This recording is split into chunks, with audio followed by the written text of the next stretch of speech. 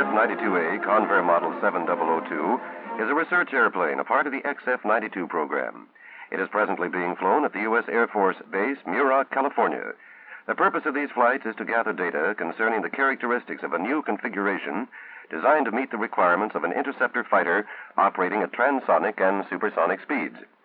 Extensive study and research by Convair engineers some time ago led to the conclusion that the best aerodynamic configuration for this type of operation was one utilizing a 60-degree delta wing.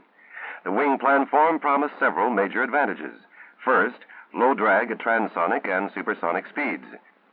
Second, smooth handling characteristics and freedom from buffeting at transonic speeds. Third, satisfactory low-speed handling characteristics. And fourth, a structural form ideal for attaining high rigidity, lightweight, and simplicity. Numerous tests of models in wind tunnels and in free flight have confirmed these conclusions. Full-scale confirmation, however, is essential.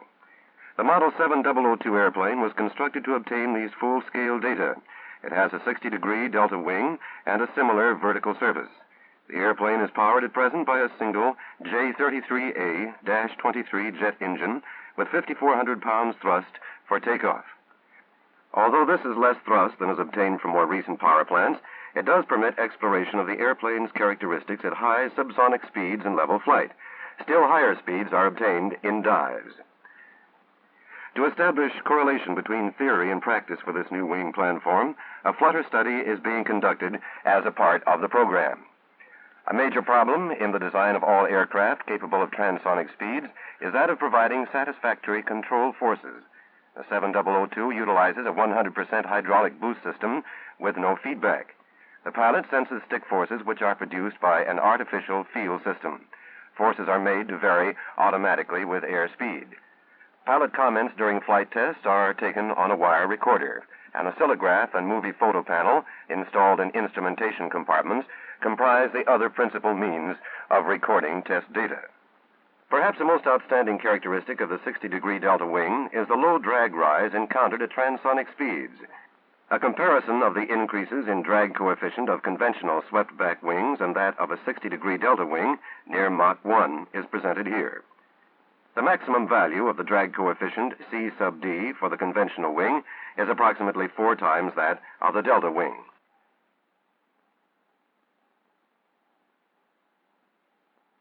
Even more significant is a comparison of thrust requirements in the transonic and supersonic speed ranges.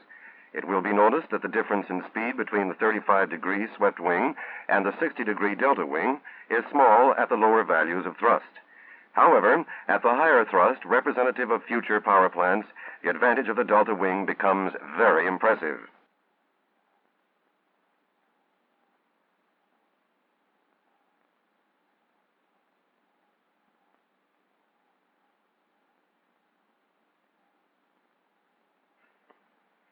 Airplanes with conventional tail configurations experience a reduction in elevator effectiveness on approaching Mach 1, whereas a delta wing with integral control surfaces does the opposite.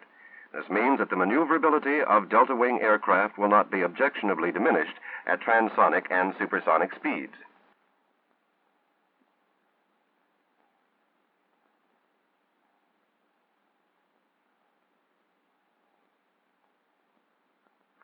Another advantage of the delta wing is that gusts produce lower structural loads. Presented here in graphical form are comparisons of the effects of negative and positive gusts of 2 intensities. Flight at supersonic speeds with the best turbojet power plants now being developed is practical only when wing thickness ratios are 5% or less. At 5% thickness, the wing weight per square foot of a delta wing is less than half that of a conventional wing with sweepback.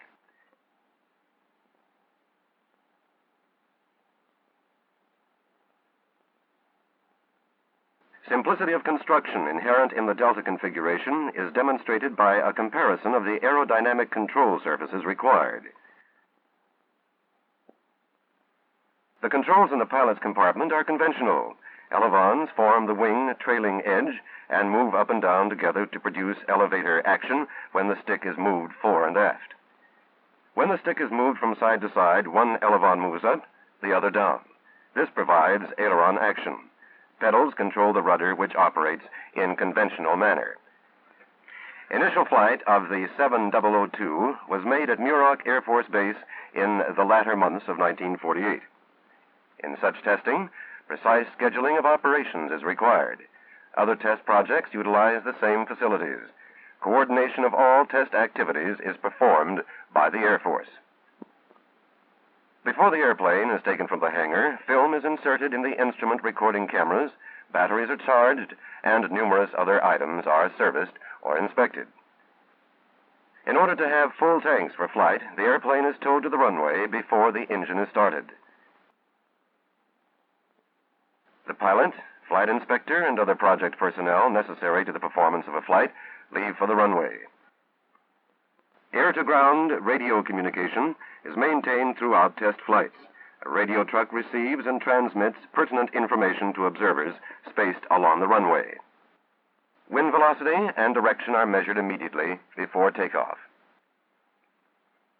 Prior to the first extended flight, a number of high-speed taxi runs and straightaway flights just off the runway were made to provide data for adjustment of the control sensitivity.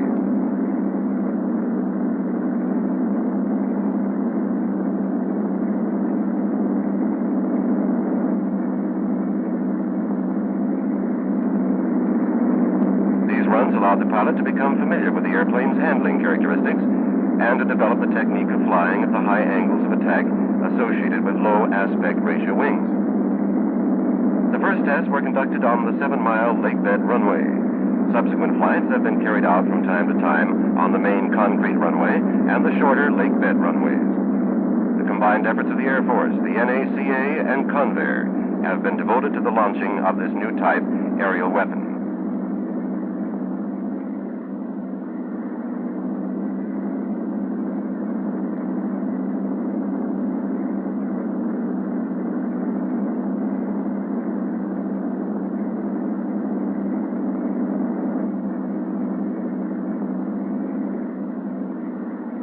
First takeoff is uneventful. A chase plane is used to make close-up visual and photographic observations of the airplane and its behavior in flight.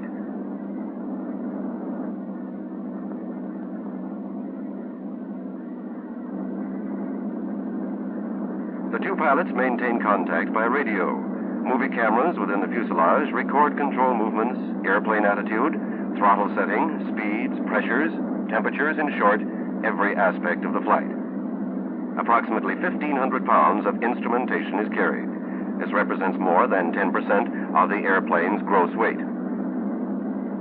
The gross weight at takeoff is about 13,500 pounds. The fuel burned in a 30-minute flight reduces the weight to 12,000 pounds for landing. Completion of the first flight marks the beginning of a period of adjustment, calibration, and research testing.